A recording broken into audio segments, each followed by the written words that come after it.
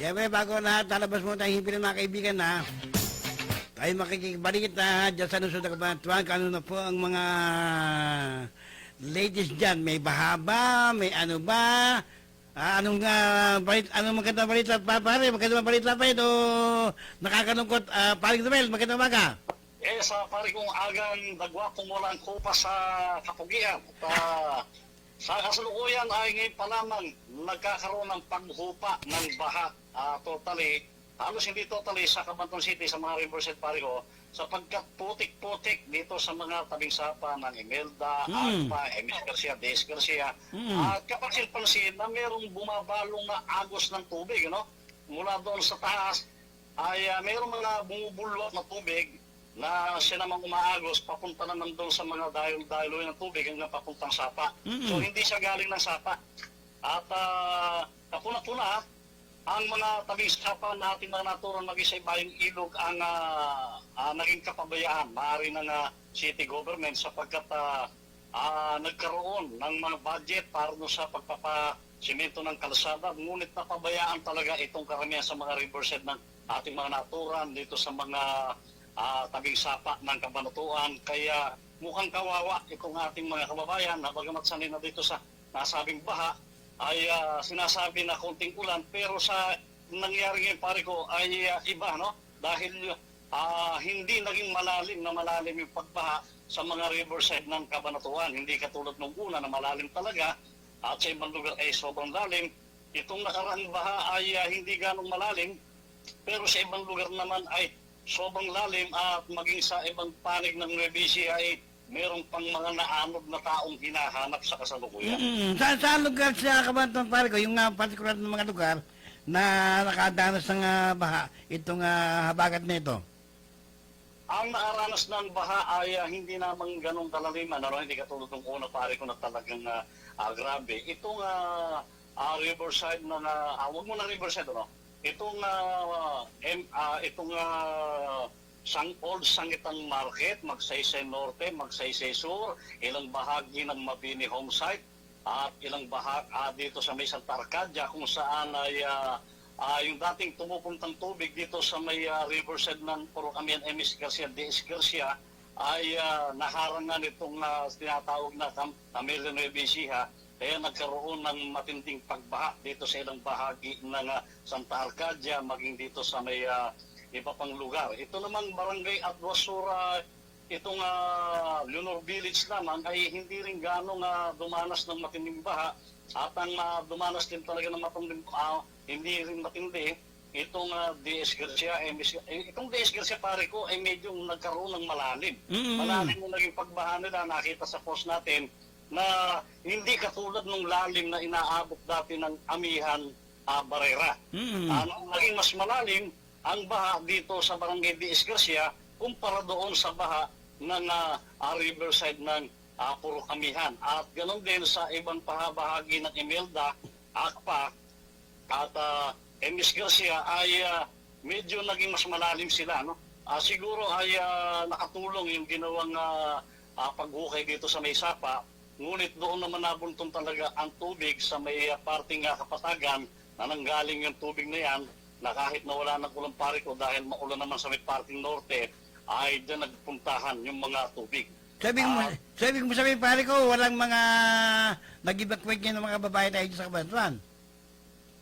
Yung kasi mga lugar nating naturan ay dito sa riverside ng Cabanatuan ay walang ganong nag-evacuate, sanay sila sa baha pare ko Bagamat naging malalim nga dito sa may parting Des Garcia at Emis Garcia, sanay sila sa baha at alam naman kasi na magiging buhay nila doon sa evacuation center. Gutom lang ang aabutin, wala namang naging ayuda ang city government. Buti pa nga yung provincial government, meron Sabi mo sabihin, may ayuda nang dumating sa mga binahaan na yan, nagalit sa Kapitolyo, sa provincial government, o sa mga nakalipas yun?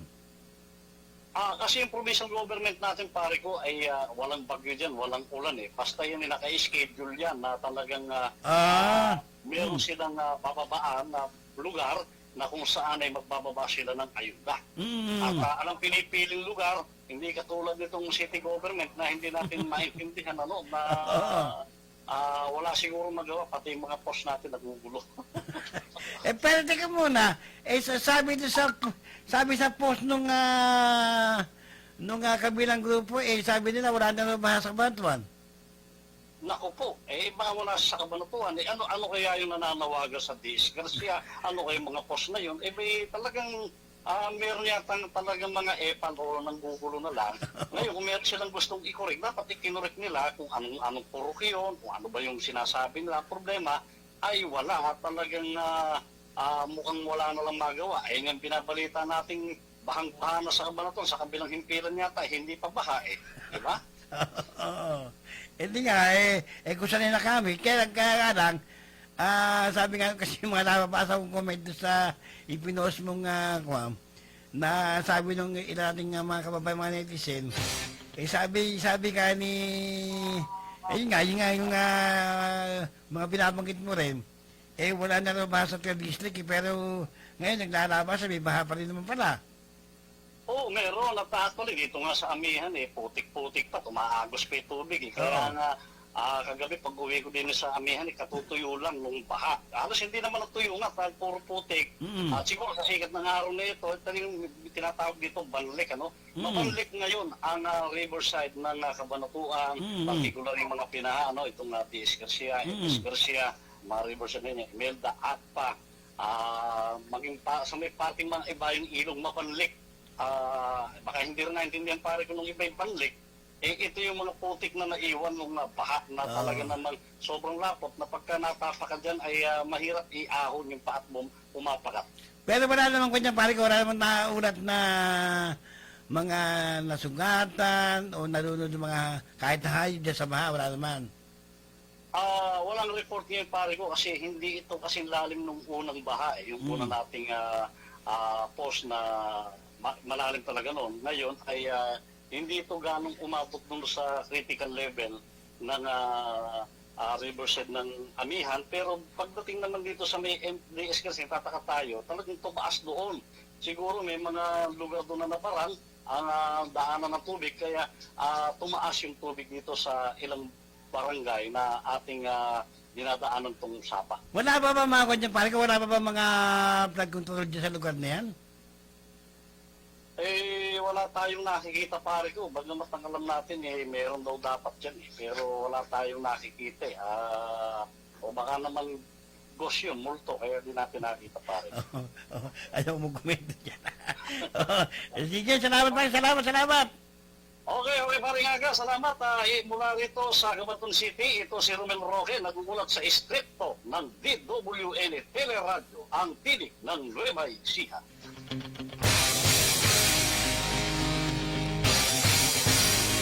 Okay, maraming salamat sa ating kakamping Romel Roque.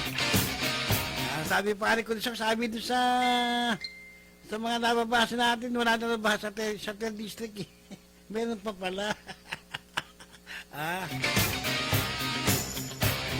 Alam niyo mga kaibigan ngayon, kabi-kabila po ang mga post ng mga netizen, ng mga kababayan natin, especially po dyan sa gawing Metro Manila, na kung saan nga kasi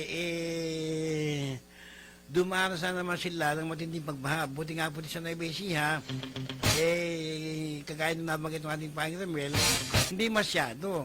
Pero siyempre, mas maganda sanang maging balita, wala. As in, negative. Zero mga kaibigan. Pero ngayon po mga kaibigan, nakakalungkot dahil lang ngayon pong araw na ito, patuloy po ngayong araw na ito ang search and retrieve operation po ng mga rescue team na sinasagawa po dito po sa kahabaan ng Pampanga River para po doon sa dalawang nayulat mga kaibigan. Na nawawala matapos nga po yung magkahiwalay na insidente ng pagkalunod. Oo. Kabilang po sa hinahanap ngayon ang isang lalaki na residente po ng Laor na ayos sa atin na pag-alam sa ating kasama dito si Ate Marlene, parang tika pinagbayanan po yata mga kaibigan natin kapag pinagbayanan Laor. Kung saan ay isa pa rin mong bata na